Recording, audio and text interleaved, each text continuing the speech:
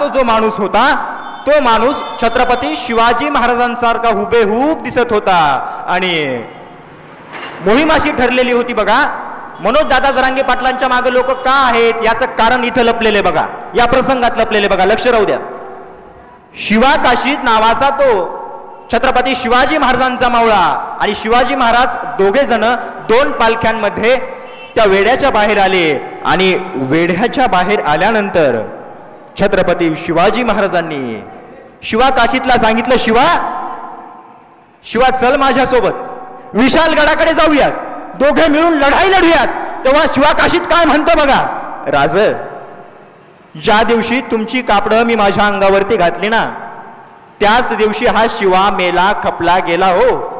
आता जो देह उरलाय ना तो छत्रपती शिवाजी महाराजांचा आहे आणि छत्रपती शिवाजी महाराजांचा देह मिळाल्यामुळं मी जगलो जरी शिवा काशीद म्हणून असलो तरी मरताना जग याद ठेवेल की मरताना मी छत्रपती शिवाजी महाराज म्हणून मेलो. इतकी निष्ठा होती त्यांची बघा.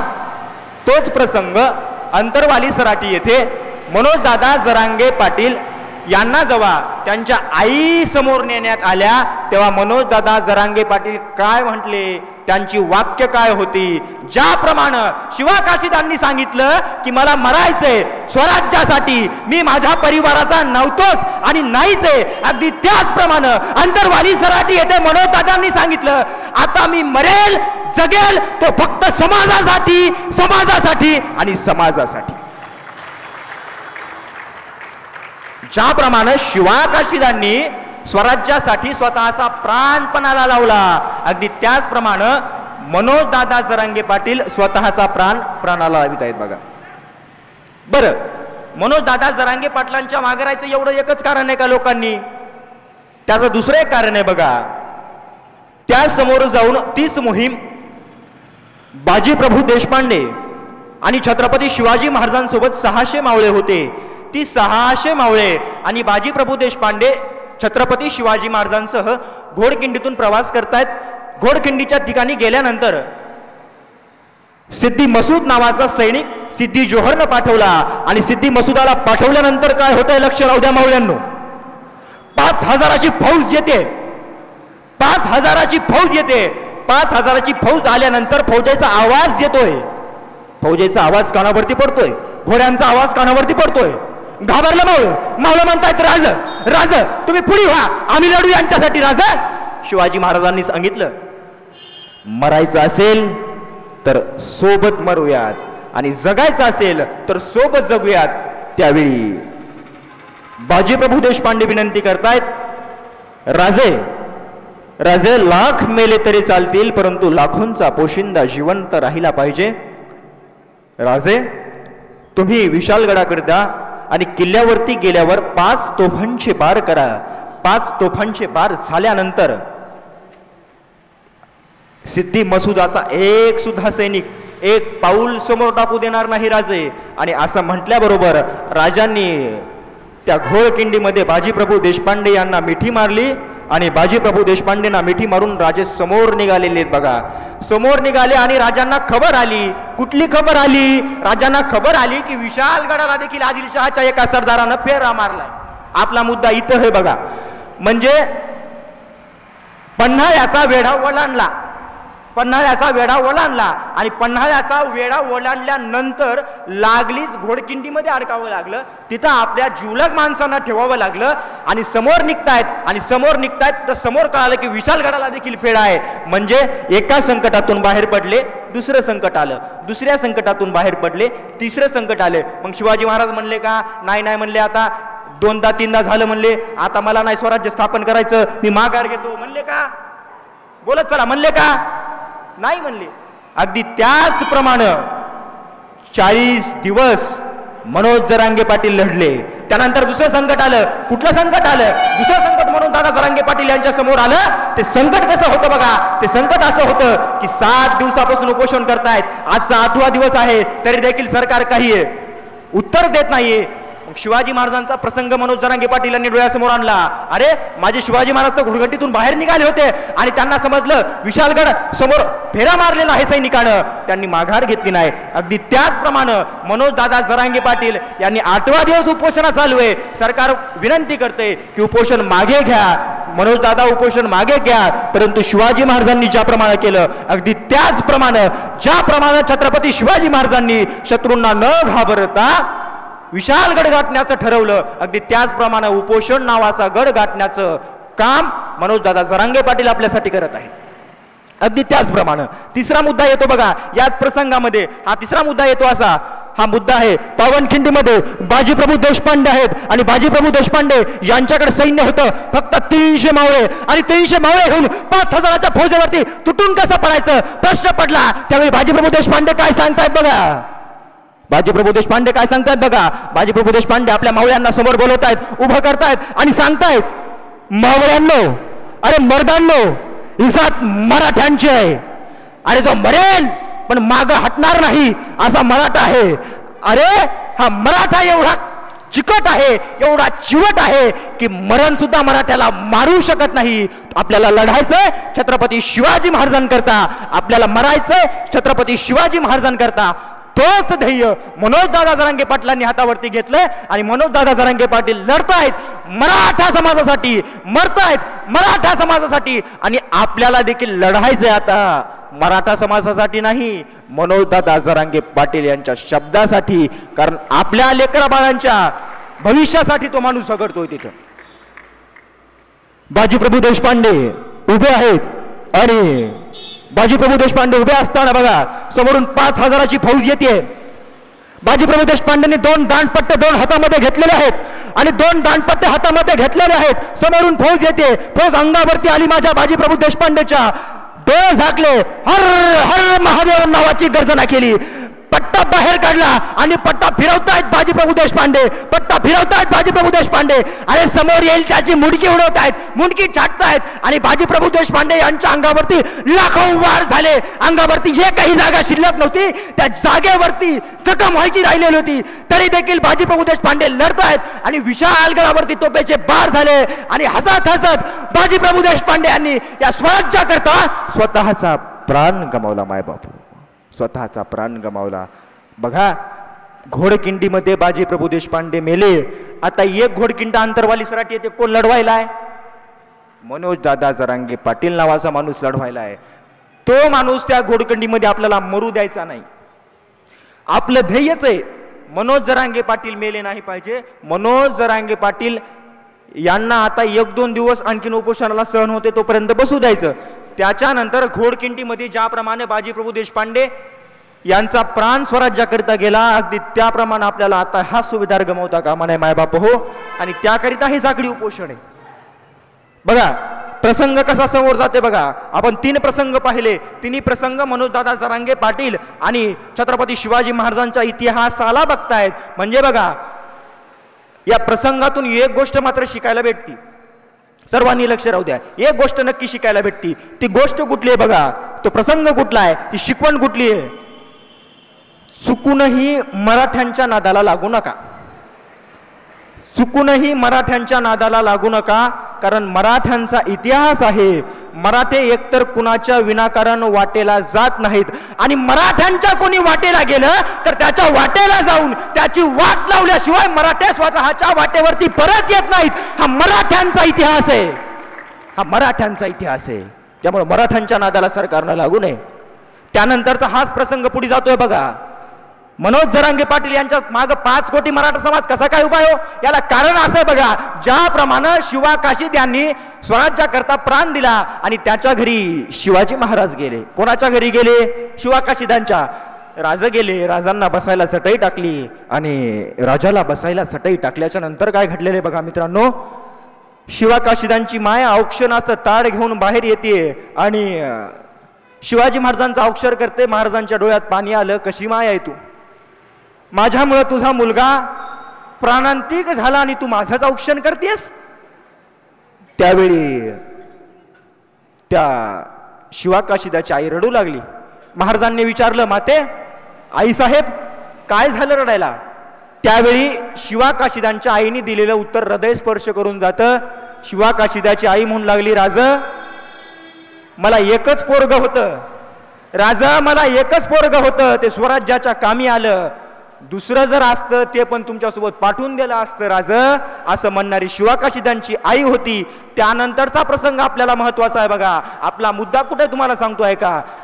ते झाल्यानंतर शिवाकाशीदांच्या आईनं सांगितलं, राज मला जरी मुलगा नसला दुसरा तरी शिवाकाशीदाची पत्नी ही माझी मुलगी आहे आणि मराठ्यांची मुलगी म्हणजे मराठ्यांची वाईन आहे आणि शिवाकाशीदांची मुलगी स्वराज्यातील पहिली महिला क्षत्रिय मावळा ठरली. अगदी त्याचप्रमाणे ज्यावेळी अंतलवारी सराटी येते, मनोज दादा जरांगे पाटील यांच्या मुलीला उभं केलं बोलायला, त्यावेळी ती मुलगी काय म्हणते बघा, बाबा बाबा तुम्ही आरक्षण घ्या, आम्ही सर्वजण तुमच्या पाठीशी आहोत.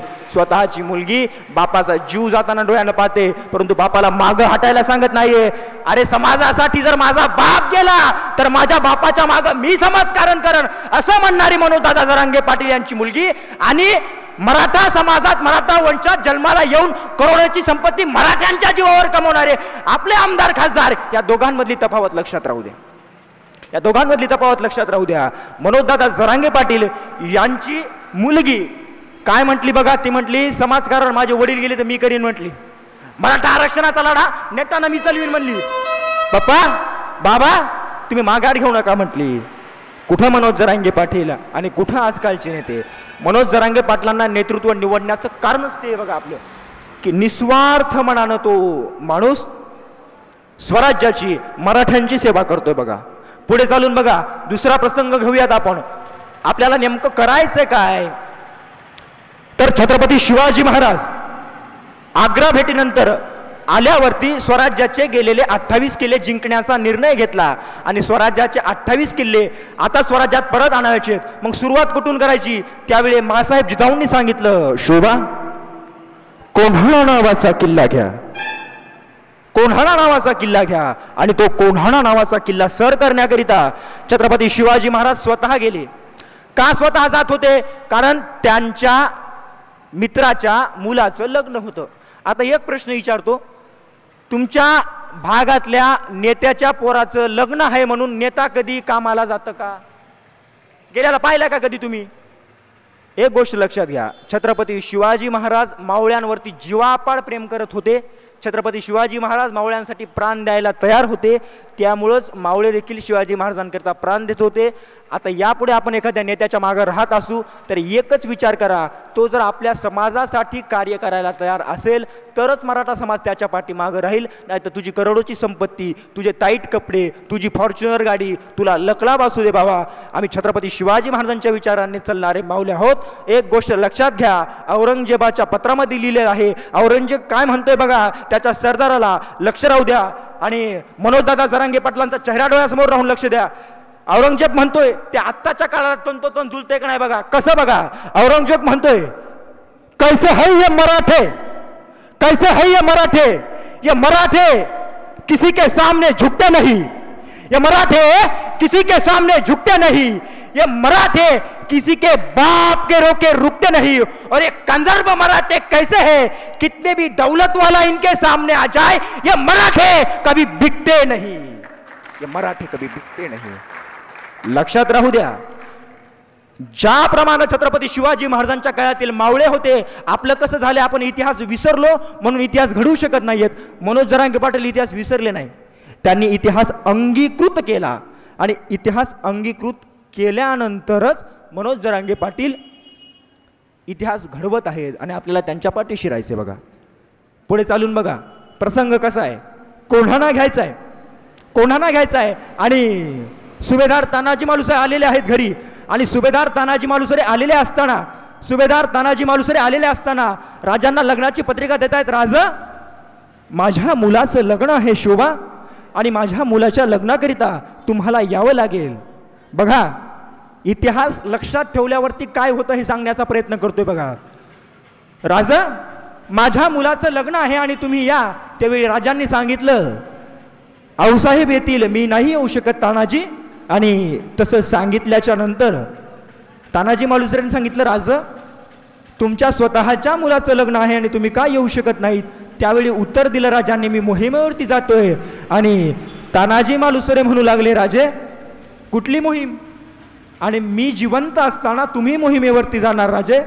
त्यावेळी शिवाजी महाराज म्हटले, तानाजी अरे तुझ्या घरी तुझ्या मुलाचं लग्न आहे, तू वरबाप म्हणून मिरवायला पाहिजेत आणि तू लढाईवरती अंगावरती वार झेलताना मला पाहणार नाही, त्यामुळं तू मुलाच्या लग्नात वरबाप म्हणून मिरव. आणि कळाडले तानाजी. तानाजी काय म्हणतायत बघा, तानाजी मालुसरे म्हणतायत, राज आधी लगीन कोंढाण्याचं आणि मग माझ्या रायबाचं. बघा अगदी सारखीच परिस्थिती आहे. मनोज जरांगे पाटील यांच्या बहिणींना पाणी घ्यायला सांगितलं, त्यावेळी मनोज जरांगे पाटील यांनी त्यांच्या बहिणीला कडाडून सांगितलं. काय सांगितलं? ताई म्हटले आधी आरक्षण आणि मग पाणी, आधी आरक्षण आणि मग जेवण. म्हणजे ज्याप्रमाणे तानाजी मालुसरेंनी काय सांगितलं होतं की आधी लगीन कोंढाण्याचं, आधी लग्न कोंढाण्याचं आणि मग माझ्या पोराचं, अगदी त्याचप्रमाणे मनोजदादा जरांगे पाटलांनी सांगितलं, माझी माय, माझी बहीण, माझा भाऊ, माझ्या घरचा सगळा परिवार, माझी भावकी, माझे नातेवाईक, सगळं सगळं सगळं नंतर सर्वप्रथम माझा मराठा समाज आणि माझ्या मराठा समाजाचं आरक्षण. इतका निस्वार्थ नेतृत्व म्हणजे मनोजदादा जरांगे पाटलांचं नेतृत्व आहे बघा. बरं तानाजी मालुसरे बघा, आता शिवाजी महाराजांनी विचारलं, तानाजी लढण्यासाठी किती फौज पाहिजे म्हटले तुला? 1000, 2000, 3000, 4000, 10,000 किती फौज पाहिजे सांग तानाजी? त्यावेळी तानाजी मालुसरे म्हणतात म्हणले एकटाच गेलो असतो म्हणले. किती? एकटाच गेलो असतो म्हणले, पण ते जरा बरं वाटत नाही एकट्या दुकट्याला म्हणून 200-300 लोक द्या सांग. एकटा जातो म्हणले, एकटा मरतो म्हणले. ज्याप्रमाणे तानाजी मालुसरे म्हटले मी एकटा जातोय, एकटा मरतोय, अगदी त्याचप्रमाणे त्या अंतरवालीमध्ये आपला सिंह एकटा लढतोय आणि आपल्या सर्वांना त्याला पाठिंबा द्यायचा आहे, आपल्या सर्वांना त्याला पाठिंबा द्यायचा आहे. आणि तानाजी मालुसरेंनी 350 मावळे घेतले. 300 मावळे कल्याण दरवाजाजवळ ठेवले कोंढाण्याच्या आणि 50 मावळ्यांसोबत द्रोणागिरीकडे चढतायत तानाजी मालुसरे. द्रोणागिरीकडे चढतायत, द्रोणागिरीकडे चढतायत आणि 50 मावळे तानाजी मालुसरे द्रोणागिरीकडे चढलेले आहेत. तानाजी मालुसरे यांनी आपल्या एका हातामध्ये ढाल घेतली, दुसऱ्या हातामध्ये तलवार घेतली, विलाशी अंगारामध्ये संचारते संचारते संचारते. अरे समोर येईन त्याचे मुंडके कापत होते, रक्ताचा सडा कोंढाण्यावरती पडलेला होता. आणि उदयभान समोर येतो. उदयभान तानाजी मालुसरे म्हणतो, तानाजी तानाजी क्या कर रहे हो छत्रपति की सेना में? आ जाओ हमारी ओर से, आ जाओ, आलमगीर तुम्हें बड़ा इनाम देंगे, बड़ी फौज देंगे. फितविण्याचा प्रयत्न केला. आपल्याला जर आपल्या इथला मुख्यमंत्री म्हटला उपोषणाला बसल्यावर उपोषण माग घे, तुला 5 कोटी देतो. 5 कोटी डोळे पांढरे करीतोय. बाबा बाबा बाबा बाबा बाबा 5 कोटी म्हणल्यावर आता मागं घेतो, आता मागं घेतो, 5 कोटी देते म्हणल्यावर. तानाजी मालुसरेंनी काय केलं? तानाजी मालुसरे सांगितलं, उदय भाण्या, अरे उदय भाण्या, तू लालूच दिलीस चुकीच्या माणसाला, तू लालूच दिलीस चुकीच्या माणसाला. आम्ही मराठी आहोत आणि हा मराठ्यांचा इतिहास असा आहे की स्वतःच्या स्वाभिमानासाठी, स्वतःच्या मातृभूमीसाठी, स्वतःच्या देशासाठी, स्वतःच्या हक्कासाठी प्राण गेला तरी देखील मागं हटत नाहीत. त्यांना मराठे म्हणतात, त्यांना मराठे म्हणतात. आणि तानाजी मालुसरे आणि उदयभान समोरासमोर बघा, युद्धाचा प्रसंग आहे. उदयभान तानाजी मालुसरे यांच्यावरती वार करतोय आणि तानाजी मालुसरे उदयभाण्यावरती वार करतो. तानाजी मालुसरे शेकडो गरिबांना कापून ठोकून गेलेले होते आणि उदयभान ताजा तवाना तानाजी मालुसरेसोबत लढतोय आणि उदयभान आणि तानाजी मालुसरे यांच्यासोबत युद्ध होते. तलवारीला तलवारी भिडतात, डाळीला ढाल भिडते आणि एका वारात उदयभानाच्या तानाजी मालुसऱ्यांची तलवार तुटते. ह्यात तुटली तलवार तुटू दे, डोक्याचा शेला करतात आणि हाताला गुंडाळतात, शेला गुंडाळतात. उदयभान तानाजी मालुसऱ्यांच्या अंगावरती वार करतोय. तो वार शेल्यावरती झेलतात, हात तुटतो. हात तुटू दे, मला लढायचंय स्वराज्यासाठी आणि मला मरायचंय स्वराज्यासाठी. याला मराठी म्हणतात बघा, यांना मराठी म्हणतात.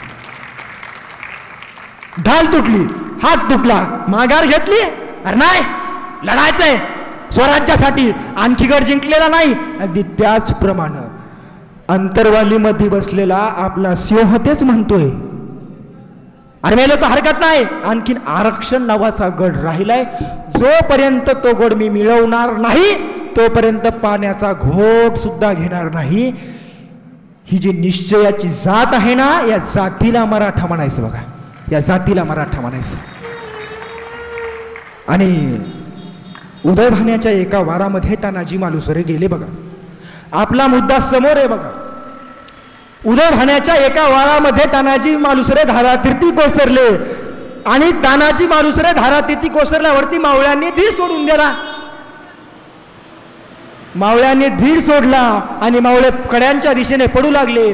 त्यावेळी सूर्याजी मालुसरे म्हणजे तानाजी मालुसरेचा भाऊ मावळ्यांना म्हणतोय, अरे छत्रपती शिवाजी महाराजांच्या अवलादी आहोत आपण, मरणारा समोर पाहून भिणाऱ्यांच्या अवलादी नाही आहोत.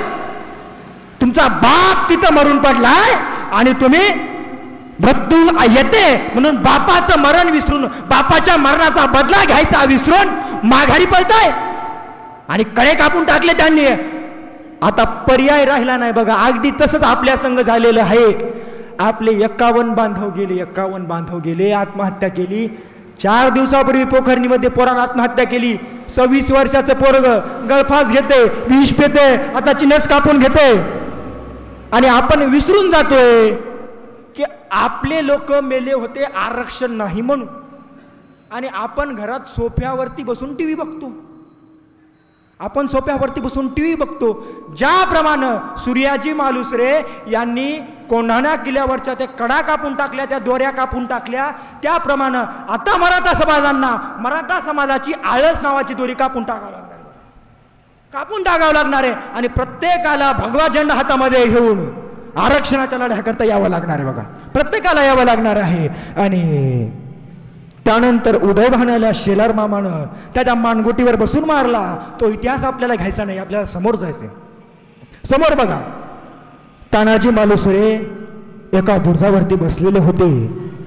आजूबाजूला मावळे मंडळी होती आणि छत्रपती शिवाजी महाराज सूर्याच्या पहिल्या किरणाबरोबर कोंढाणा किल्ल्यावरती येत आहेत आणि कोंढाणा किल्ल्यावरती येऊन पाहतात तर काय, त्यांचा तानाजी मृत्यूशी झुंज देतोय.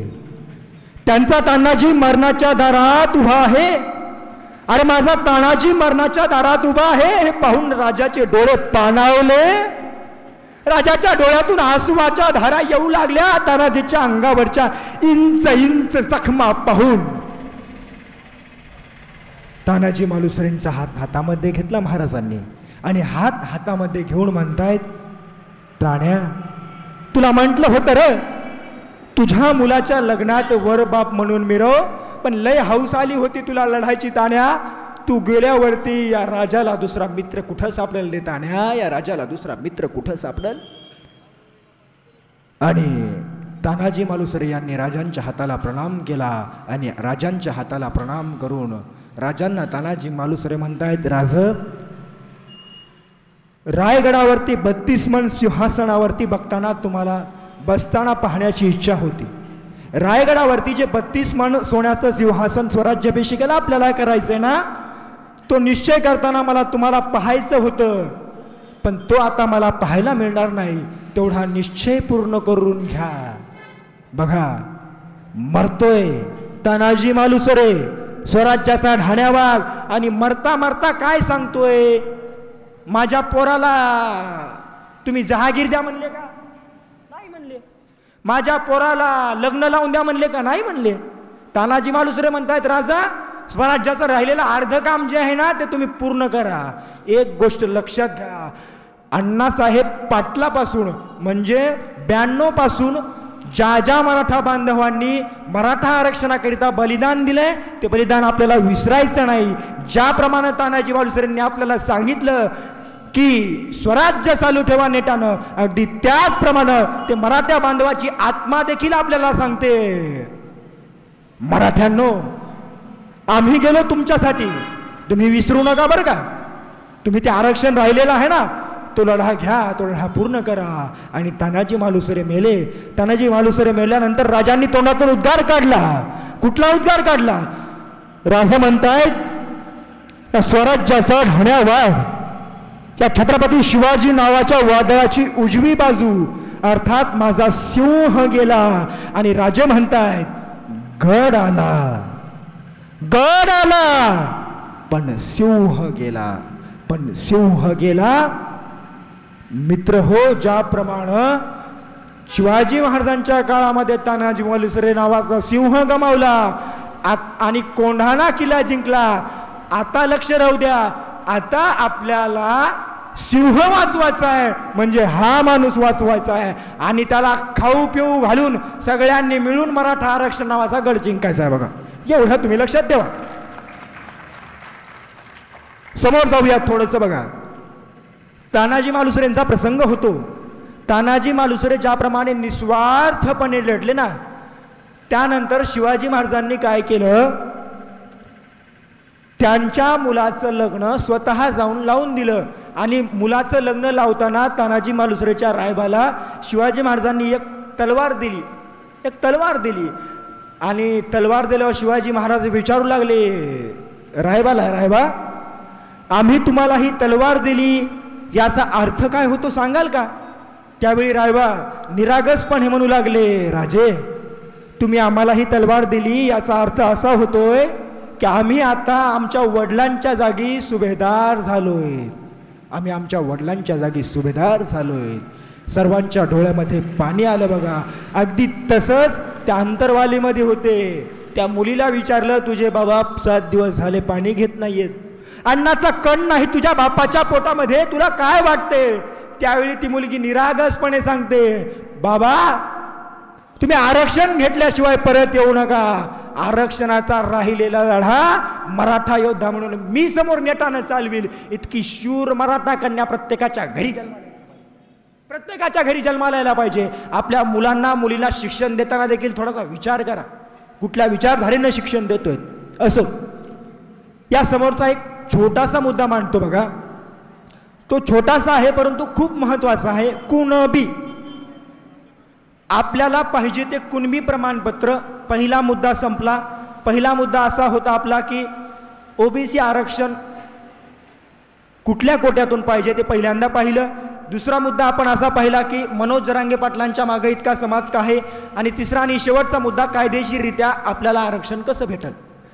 पश्चिम महाराष्ट्र आणि विदर्भामध्ये जवळपास 90% मराठा समाज ओबीसी आहे, हे सर्वांना मान्य आहे. बरं, मग जर मराठवाड्यातील मराठा समाज ओबीसी नसेल तर ज्या आमदार खासदार राजकीय लोकांच्या बायका कुणबी येतात त्यांचा आंतरजातीय विवाह झालाय का? मुद्दा आहे का नाही?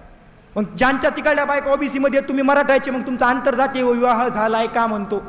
नाही, त्यांनी मराठा म्हणूनच त्या बायका केल्या ना, म्हणजे ते कुणबीच येतं. मग ते जर कुणबी असू म्हणजे बघा, महिला मंडळांचं काम आहे. बघा, ते आचारी मंडळीला पण कळतं. एक शीताचा भात कुकरमधून काढला की त्या एका शीताहून भाताची परीक्षा होती, भात शिजलाय म्हणून. म्हणजे एक ओबीसीचा मराठा समाज ओबीसीचा दाखला देत असेल कुणबी प्रमाणपत्राचा तर संपूर्ण मराठा समाज कुणबी आहे. इतकं सोपं आहे ते. पण इतकं सोपं यायला ऐकायचं नाही, इतकं सोपं यायला ऐकायचं नाही, यायला जायचं अवघडात. पण माझं एक सांगणं आहे बघा सरकारला, शांततेच्या मार्गानं जोपर्यंत मराठा समाज चालतोय तोपर्यंत मराठा समाजाला आरक्षण द्या.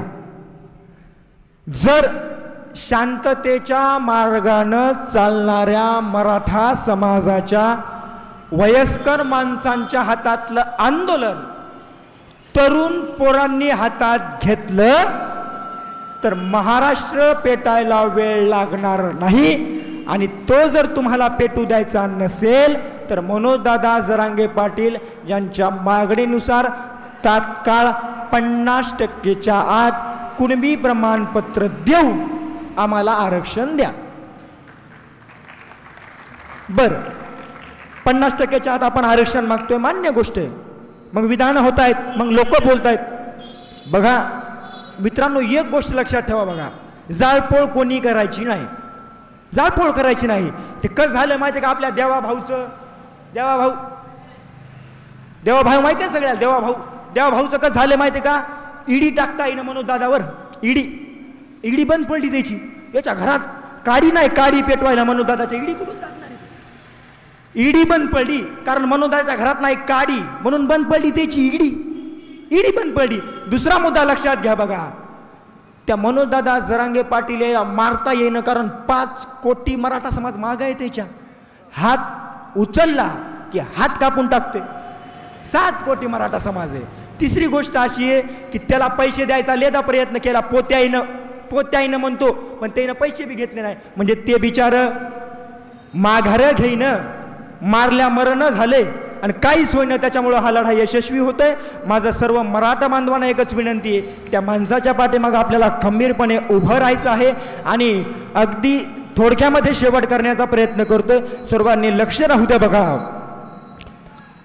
छत्रपती शिवाजी महाराज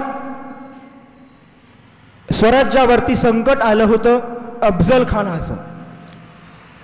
अफजल खानाचं संकट स्वराज्यावरती आल्यानंतर शिवाजी महाराजांनी काय केलं? प्रतापगड नावाचा किल्ला लढवण्याकरिता घेतला. तसाच अंतरवाली सराटी नावाचा किल्ला लढवण्याकरिता मनोजदादा जरांगे पाटलांनी घेतला. याचं कारण असं आहे, प्रतापगडाच्या बाजूला जावळीचं जंगल होतं आणि मनोजदादांच्या बाजूला मराठ्यांचं जंगल आहे. त्यामुळे अंतरवाली सराटी आणि त्या जावळीच्या जंगलामध्ये अफजल खानाला बोलवलं. आता बघा, मनोजदादाला संभाजीनगरला बोलू लागले, मिटिंगला गेले नाही. त्याने इतिहास वाचला होता. त्याला माहित होतं अफजल खान फाडायचा असला की जावळीतच आणावं लागते. आपण जर संभाजीनगरमध्ये गेलो आपला कार्यक्रम करू शकतात. त्याच्यामुळे मनोजदादाने इतिहास वाचला, शिवाजी महाराजांचा इतिहास डोळ्यासमोर ठेवला आणि शिवाजी महाराजांचा इतिहास डोळ्यासमोर ठेवून मनोजदादा जरांगे पाटील आता मिटिंगला कुठं बोलवायलेत? अंतरवालीमध्ये. आणि अंतरवालीमध्ये त्यांना माहिती आहे की 1.5 कोटी मराठा समाज एका कुणब्याच्या पोरानं जमवला होता. हा जगाचा इतिहास आहे. त्यामुळे एक गोष्ट लक्षात ठेवा बघा, मोठं संकट आलं म्हणून घाबरून आत्महत्या करू नका पोरं हो. माझं एक स्पष्ट मत आहे बघा, स्पष्ट भाषेत सांगतो. आरक्षण मिळत नाहीये, टक्केवारी कमी पडतीये, सगळं चांगलं आहे. सगळं चांगलं असून देखील शिक्षणामध्ये अडचणी येत आहेत. आरक्षणामुळे आमच्या जागेवरती दुसरं कोणीतरी लागतंय आणि मग त्याच्यामुळं पप्पाला पैसे पूर्ण होत नाहीत आणि म्हणून आम्ही आत्महत्या करतोय. चुकीचं आहे. तुम्हाला मरायचेच ना तर ज्याच्यामुळं मराव लागायले त्याला मारून मारा तुम्ही. विनाकारण फुकट जीव देऊ नका. कारण बघा, ज्या मैदानामध्ये मराठा उतरतो ते मैदान गाजवण्याची हिंमत दुसऱ्या कुणामध्ये नसते. अहो, पानिपत ते युद्ध चालू होतं, पानिपत ते लढाई चालू होती. अहमद शहा अब्दाली नावाचा राक्षस हिंदुस्थानचा घोट घेण्याकरिता आलेला होता आणि महाराष्ट्रातून मराठे गेले दिल्लीला आणि दिल्लीला गेल्यानंतर महाराष्ट्रातील मराठ्यांना अन्न पाणी संपलेलं होतं. पोटामध्ये पाण्याचा एक थेंब नव्हता, अन्नाचा कण नव्हता, काही नव्हतं. अब्दालीचं सैन्य ताजतवान, खाल्लेलं पेरलेलं आणि मोठ्या मोठ्या तलवारी घेऊन आलेलं बलाढ्य सैन्य. मराठ्यांच्या पोटामध्ये पाणी नव्हतं, अन्नाचा कण नव्हता, काही नव्हतं. मराठ्यांनी झाडाची पानं खाल्ली, हाडाचे मणी केले, रक्ताचं पाणी केलं आणि त्या अहमदच्या अब्दालीला महाराष्ट्राच्या बाहेर, हिंदुत्वाच्या बाहेर पाठवलं. जो मराठा झाडाची पानं घेऊन लाखाचं सैन्य तोडू शकतो, त्या मराठ्याला हरवायची ताकद कोणाच्याच बापामध्ये नाही. त्याच्यामुळे लक्षात घ्या, ज्याप्रमाणे पानिपत येथे अन्नाचा एक कण न घेता शेकडो मुंडके मराठ्यांनी कापले, अगदी त्याचप्रमाणे अंतरवालीमध्ये अन्नाचा एक कण न घेता 8 दिवसापासून पाण्याच्या एका घोट्यावरती 150 आमदार, खासदार, मंत्री सगळे नाचवते बा. एका घोट्यावरती पाण्याचा इतिहास सारखा आहे बघा. आपण विसरतोय. ते जे होतं ना 450 वर्षापूर्वीचं, तेच करायला बुवा. एक गोष्ट लक्षात ठेवा, मराठा तरुणांना विनंती आहे, जिथं जिथं आवाज जातो तिथं लक्षात राहू द्या. आता शिवाजी महाराज, संभाजी महाराज, डॉक्टर बाबासाहेब आंबेडकर, अहिल्यादेवी होळकर यांसारख्या महापुरुषांना पार्टीमध्ये विभागलं जाते. एक गोष्ट लक्षात घ्यायची मराठ्यांच्या तरुणांनी, बघा, मी इथं बोलतोय, मी कुठल्या पक्षाचा कार्यकर्ता नाहीये, मी कुठल्या नेत्याची बाजू घेऊन बोलत नाहीये. माझा पक्ष स्वराज्य आणि माझा देव छत्रपती शिवाजी महाराज आहेत. बघा, त्यामुळे कुठल्या पक्षाकडून बोलत नाहीये मी फक्त एवढं सांगतोय, जातीपातीच्या राजकारणात आता तरी अडकू नका. आता फक्त एकच करायचं, मराठा समाजाला आरक्षण मिळेपर्यंत सर्वांसोबत चांगलं राहायचं. आणि सर्वांसोबत चांगलं राहिल्यावरती फक्त लक्षात राहू द्यायचं कोण काय करायचं. पुन्हा बघता येते, कधी बघता येते, लढाईची गणिमी काव्यानं. कसा गणिमी कावा? 2 मिनिटात लोकशाही मार्गाचा गणिमी कावा सांगून देतो. आता तुम्ही म्हणता गणिमी कावा आणि माईकमध्ये आलडू सांगायला तू तर हा दाखवायचा कावा आहे, आपल्याला करायचा तो मीटिंग घेऊन करू ना आपण. पण ऐका, आयडिया देतो तुम्हाला. आता बस जाळायची नाही, 1000 पोरायनं डेपूच्या बाहेर जाऊन उभं राहायचं. बस बाहेरच नाही निघाली तर जाळायची पार येते का पोरं? येत नाही. अगदी त्याचप्रमाणे बघा, एक गोष्ट लक्षात घ्या. दुसरी गोष्ट, आमदारकीला प्रत्येक गावातून 11 फॉर्म गेले पाहिजे. किती फॉर्म? 11 फॉर्म. म्हणजे एका विधानसभेतला 5000 फॉर्म. किती फॉर्म? 5000 फॉर्म. आत्तापर्यंत आपण सप्त्याला वर्गण्या केल्या, शिवजयंतीला वर्गण्या केल्या, आता वर्गण्या करायच्या कशाला? फॉर्म भरायला. आणि 5000 फॉर्म भरल्यावर किती बूथ लावतात? हे बूथ किती लावणार आहेत बरं? किती बॅलेट पेपर आणणार आहेत ते बरं? त्या मशनीवरती एका 25 असते तर चिन्ह. 5000 चिन्हासाठी किती मशनी लागतात? कुठं कुठं ठेवणार आहेत? कुठं ठेवणार आहेत? आणि आपल्या मराठ्यांच्या पोरांनी बूथवरच नाही थांबले तर राष्ट्रपती राजवट लागू होती. दिल्लीतून आरक्षण आणून द्यावं लागते. बघा, त्यांनी जर ते नाही केलं तर आम्ही हे करू. खूप लढाई आहेत आमच्याकडं, खूप मार्ग आहेत आमच्याकडं. यापुढं आम्ही तुम्हाला हिंसक मार्गाने नाही तर लोकशाहीच्या मार्गानेच मात देण्याचा प्रयत्न करणार आहोत. आणि आदेश हा मनोज जरांगे पाटलांचा असेल आणि त्यांच्या मागे 7 कोटी मराठा आहे. माझं सरकारला एवढंच सांगणं आहे की मनोज जरांगे पाटील यांना एकटं समजू नका. 350 वर्षापूर्वी म्यानबंद केलेल्या तलवारींना अजून गंज लागलेला नाहीये. रक्ताच्या अभिषेकाची अभिलाषा अजून त्या तलवारीला आहे. त्यामुळे त्या तलवारी म्यानामध्येच राहू द्या आणि शांततेच्या मार्गानं आम्हाला आरक्षण द्या. आम्हाला आरक्षण द्या. शेवटी जाता जाता फक्त 2 गोष्टी सांगतो आणि माझा शेवट करतो. तो असा बघा, पहिली गोष्ट अशी आहे की मनोज जरांगे पाटील अंतरवालीमध्ये आरक्षणाच्या उपोषणाला बसलेले आहेत. जर म्हणतोय, जर अंतरवाती येथे बसलेल्या आमच्या मनोज जरांगे पाटलांच्या जीवाला काही कमी जास्ती झालं, त्याच्या पुढे परिस्थिती हाताबाहेर असेल. हातामध्ये घेतलेले पांढरे झेंडे मराठा समाज खाली टाकून देईल. आणि मनोज जरांगेच्या जीवाला कमी जास्ती झालं, त्या पांढऱ्या तलवारीच्या कपड्याच्या जागी नंग्या तलवारी असताल. बघा, तलवारी लक्षात असू द्या. दुसरी गोष्ट बघा, मनोज जरांगे पाटलांना वेगवेगळे प्रश्न विचारले जातात. तिथं ते उत्तर कसे देत आहेत बघा. तिथं शिकलं पाहिजे त्या माणसाकडून. असाच प्रश्न औरंगजेबानं संभाजी महाराजांना विचारला होता. संभाजी महाराजांना पकडण्यात आलं आणि संभाजी महाराजांना पकडल्यानंतर औरंगजेब संभाजी महाराजांना विचारू लागला, संभाजी बघ कसा लाल झालायस तू तुझ्या रक्तानं. संभाजी महाराज हसले. संभाजी महाराज म्हटले, आम्ही शिवरायांच्या औलाद आहोत. आमचं रक्त दिसायला जरी लाल असलं तर लाल रक्तामध्ये विचार भगवा आहेत.